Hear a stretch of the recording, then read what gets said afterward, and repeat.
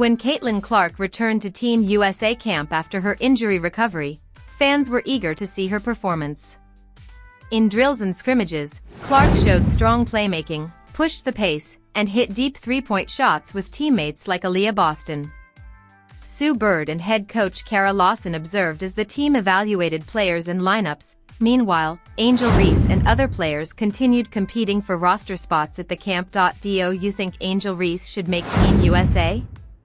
Let us know in the comments and support Caitlin Clark. Who should not make this Team USA team? Caitlin Clark destroys in day 2 of Team USA camp, looking like the best player in the world as you. Here's what many people watched closely when Caitlin Clark returned to the court after months away due to injuries. She had not played competitively since mid-July after dealing with a groin injury, followed by a quad strain and an ankle bruise. The setbacks limited her sophomore season to just 13 games after her record-breaking rookie year. As she stepped back onto the court, coaches and teammates paid close attention to her first shots and plays. Many wondered if time away from the game would affect her rhythm or explosiveness, Sue Bird observed from the sidelines, while head coach Kara Lawson focused on Clark during warm-ups as the team evaluated her return.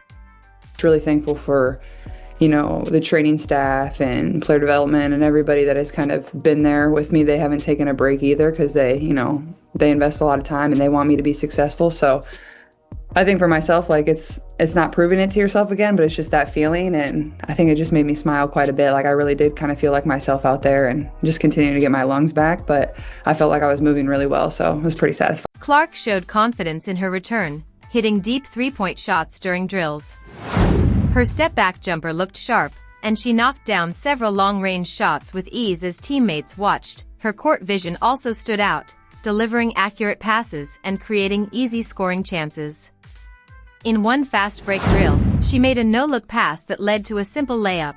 The coaching staff watched closely as Clark displayed the shooting and playmaking that made her a standout player. It is an incredibly isolating thing, and you don't really understand it until you go through it. And then I think the challenge for myself was just, it was one injury and then it was a little better and then it kind of continued to compound and get worse and, other things pop up. And then I had the ankle injury. So it feels nice to finally be back to 100%. Clark brought strong energy to every drill, pushing teammates to match her pace and intensity. Simple passing drills turned more competitive as she moved quickly from one station to another, encouraging others to play faster and harder. Her presence helped raise the overall tempo of practice. From the sidelines, Sue Bird watched closely and later said Clark looked comfortable and confident in her return. She noted that even after time away from competition, Clark quickly found her rhythm during the session. One of the things that stands out to me in looking at this, it's not just that she's back on the basketball court and it's a relief, but her speed seems to be back. We saw it on that step back three on the first day of practice, but there was a play in the day 2, and this play for a number of reasons is very exciting to watch. But number one, let's start with the speed. You see Caitlin Clark gets the dribble handoff from Aaliyah Boston. It's the way she turns the corner and how quickly she gets down that stands out to me here. Look, coming downhill, great pass, right, to Jackie Young down there. So dribble handoff, skirt, and just moving quick with intent, gets it to Jackie Young, who misses the layup, but fights. Coach Kara Lawson was also impressed with what she saw, saying Clark looked strong on both ends and stayed focused throughout practice. She described Clark as a terrific player who quickly found her rhythm during the session. The feedback from Lawson and Sue Bird carried weight, as both are known for their careful evaluations. Clark's decision-making looked sharp, and her leadership on the court was clear as she called plays and helped guide the team's offense. Just seeing her back out on the floor at all is a big deal. And probably people holding their breath a little bit too, but just all of her movements look good. That's the most important thing. But that speed burst, that ability to get up the court quickly has stood out, because I do think that was something she never quite got all the way there in year 2 just because of the myriad of injuries, because she started in the preseason with the quad injury. And that's another differentiator for her, is how quickly she can move with the basketball. Clark's strong return showed she was ready to compete at a high level again. After months of rehabilitation, she looked confident, focused, and determined during Team USA camp, with major events like the 2026 World Cup and the 2028 Olympics ahead. Her performance gave the team more optimism about the future. As practice continued, players competed for roles while the coaching staff ran drills that emphasized faster pace and ball movement. Angel Reese, like others at camp, worked to adjust as the team tested different lineups and strategies. Angel Reese can be an asset and a value, rebounding, being tenacious on this team, and being just a role player, which is what she should be. She's not a star go-to player. Rebound, and that's it. That's all. Rebound and play defense. That's all you got to do. That should be your role, but your team in the WNBA sucks so bad that you're trying to do more, and that's just not you. Angel Reese struggled as Clark took control of practice. She showed frustration during drills, complained about fewer touches, and rolled her eyes at plays where Clark was the focus. Her effort and pace dropped, and her post-up game lagged behind Clark's faster tempo. The difference was clear in transition drills. Clark pushed fast breaks, while Reese's group ran slower half-court sets.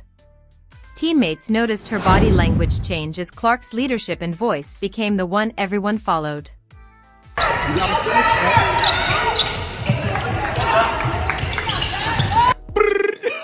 The GOAT is back. Look at the rain.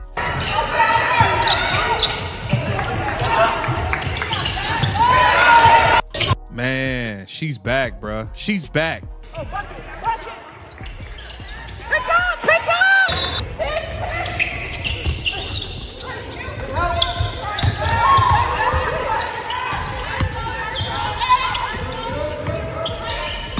Oh, Lord. Yeah, man. CC back, bro. Tension peaked in scrimmages. Clark's team ran precise sets and created easy shots, hitting multiple threes, while Reese's group relied on slow post-ups and struggled to score. In one game, Clark's team outscored Reese's by 20 points in 15 minutes. Reese complained about playing time and the system, drawing concern from coaches. Then this is gonna surprise some people, but I think she has versatility. She can score, she can play defense, she has size. I have De'Erica Hamby starting at the 4.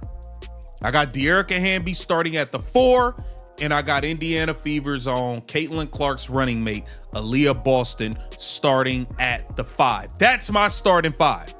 That's my starting 5.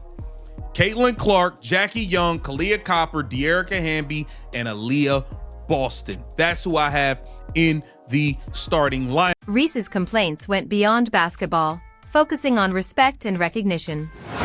She expected a roster spot based on past success, but the coaches made it clear positions had to be earned through performance. Unable to handle the competition, Reese quit camp before final evaluations. Her exit highlighted that Team USA values players who thrive under pressure. Clark's calm, focused response showed why she was ready to lead the team. Speed is back. That burst is back. And therefore, Caitlin Clark, I would call her number 22, but in this case, number 17 is back. Just the way she gets up the floor, control of the ball, control of the step back, pure, all that. She said she had to get her conditioning back. Sue Bird said that was one thing it would take her a little bit of time to work towards. Clark and Aaliyah Boston quickly showed why their chemistry mattered.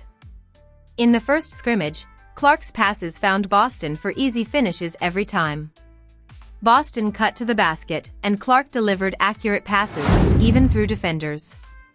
Their timing and communication looked seamless, making every possession flow effortlessly. This is what makes Caitlin Clark so special, all right? And this is what put pressure on defenses when she's out there, even if her shot isn't falling. All right, watch this. She gets the rebound. She's pushing the floor. Look at this tempo.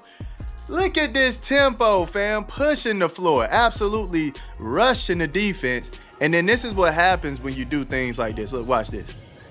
Look, now you got a wide open AB over in the corner. I know it might be hard to see, but a wide open AB.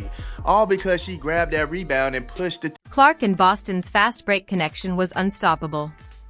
Clark grabbed rebounds and delivered passes perfectly timed for Boston, who finished in stride before the defense could react. Boston's ability to stretch the floor created driving lanes for Clark, while screens and precise passes put Boston in positions to score easily. Their spacing and timing made both players look even stronger, boosting Boston's confidence and making the duo a major threat on offense.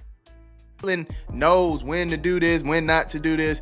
That's what makes her special. Now, there are other guards that can recognize when to push the floor and when not to, but I'm just pointing out what's special about Caitlin, along with those 3 balls that she can knock down. When her shot isn't falling, this is what makes her a weapon. Although her shot isn't falling, people still respect her to the level where they're like, hey, she can get hot, man. We're not gonna just allow her to be open just because she missed 1, 2, 3 shots. We're not gonna allow that, man. Stay on her. That gravity that she holds, man, it opens up the defense. Like Clark and Boston's basketball IQ left other players struggling to keep up. They read defenses instantly, adjusted on the fly, and executed plays perfectly. Teammates studied their communication to learn from their chemistry. Reese, however, struggled to find her spots in the paint. Clark and Boston's fast pace left her behind on transitions, and she often seemed lost during drills. The contrast highlighted the difference between players who thrived in a modern, fast-paced system and those stuck in an outdated style. I guess you can't rule anything completely out. Can't rule anything completely out like that team up right there. But I expect to see them really playing well off of each other in Team USA and in a Team USA uniform over the next several years, and the next couple of versions of that team. Just because Jackie Young knows how to do almost everything out on the court, and she would just thrive, I think, and she will thrive playing alongside Caitlin Clark. Clark and Boston showed that Team USA's future relies on pace and chemistry, not just individual post moves. They created easy shots, executed difficult plays, and elevated everyone around them. Reese's frustration became noticeable, while Clark's shooting, passing, and leadership demonstrated she's ready to guide a new generation toward Olympic gold in 2028. Her presence turns good players into stars and teams into championship contenders. The 2026 World Cup and 2028 Olympics are must-watch events with Clark healthy and dominating. Do you think Reese deserves a spot on Team USA? Comment below, and don't forget to support Caitlin. Like, subscribe, and turn on notifications to stay updated.